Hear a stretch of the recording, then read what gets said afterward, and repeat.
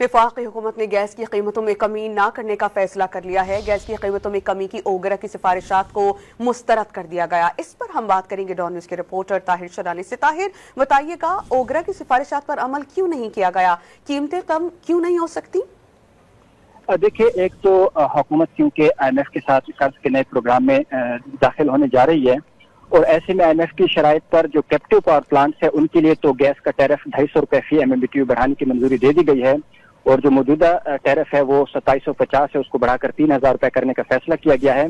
لیکن اوگرا نے 1 جولائی 2024 سے گیس کا ٹیرف 10% تک اس میں کمی کی جو سفارشات تھی وہ وفاقی حکومت کو بھجوائی تھی، لیکن وفاقی حکومت نے اوگرا کی سفارشات کو مسترد کر دیا ہے، اور جو گھریلو صارفین کے لیے گیس کا ٹیرف ہے وہ برقرار رکھنے کی منظوری دی گئی ہے، اور کیپٹیو کے سوا جو باقی انڈسٹری ہے ان کے لیے بھی گیس کا ٹیرف برقرار رکھنے کا فیصلہ کیا گیا ہے۔ جب کبھی اوگرا کی جانب سے گیس ٹیرف بڑھانے کا فیصلہ وفاقی حکومت کو بھجوایا جاتا ہے تو اس صورت میں تو وفاقی حکومت صارفین پر بوجھ منتقل کر دیتی ہے، لیکن جب کبھی کمی کا فیصلہ اوگرا کی جانب سے دیا جاتا ہے تو اس پر وفاقی حکومت اطلاق نہیں کرتی۔ طاہر، بہت شکریہ آپ کا۔